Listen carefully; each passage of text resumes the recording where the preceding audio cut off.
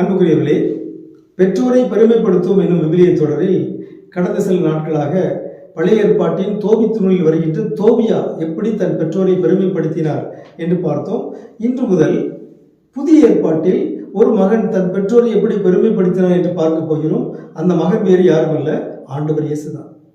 இயேசுவுக்கு 12 வயது நடந்த பொழுது அவர் திருப்பயணம் செல்கின்ற பொழுது எருசலேமின் கோவிலிலேயே தங்கிவிட்டார். அங்கே அவர் அங்கிருந்த மூப்பர்களோடு குருக்களோடு அவர் உரையாடினார். அதை பற்றி ஒரு செய்தியை நாம் லூக்கா 2ஆம் அதிகாரம் 46வது இறைமொழியில் நாம் வாசிக்கின்றோம். பெற்றோர் எருசலேம் கோவிலில் 12 வயது இயேசுவை பார்க்கிறார்கள். அங்கே அவர் போதகர்கள் நடுவில் அமர்ந்து அவர்கள் சொல்வதை கேட்டுக்கொண்டும் அவர்களிடம் கேள்விகளை எழுப்பிக் கொண்டும் இருந்தார். அவற்றை கேட்ட அனைவரும் அவருடைய புரிந்து கொள்ளும் திறனையும் அவர் அளித்த பதில்களையும் கண்டு மலைத்து போயினர். அவருடைய பெற்றோரும் அவரை கண்டு வியப்பில் ஆழ்ந்தார்கள். ஆகவே முதலாக சிறுவன் இயேசு தன்னுடைய பெற்றோரை பெருமைப்படுத்துகிறார். அங்கே இருக்கிற எல்லாரும் அவருடைய புரிந்து கொள்ளும் திறன், அவருடைய கேள்வி கேட்கும் திறன், அவருடைய பதில் சொல்லுகிற திறன், இவை அனைத்தையும் கண்டு மலைத்து போகிறார்கள்.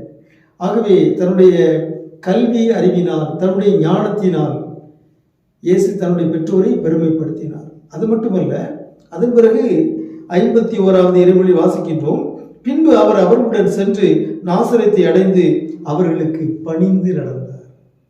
ஆகவே எல்லாராலும் பாராட்டப்பட்ட இந்த மகன் வீட்டுக்கு சென்று பெற்றோருக்கு பணிந்து நடந்தார். இப்படித்தான் நம்முடைய பெற்றோரை நாம் பெருமைப்படுத்த வேண்டும். நம்முடைய பல்வேறு திறமைகளினால் நம் பெற்றோருக்கு பெருமை சேர்க்க வேண்டும். அதே வேளையில் பெற்றோருக்கு பணிந்து நடக்க வேண்டும் என்பதை இயேசுவிடமிருந்தே நாம் கற்றுக்கொள்வோமாக. உங்களுக்கு அமைதி உரித்தாக.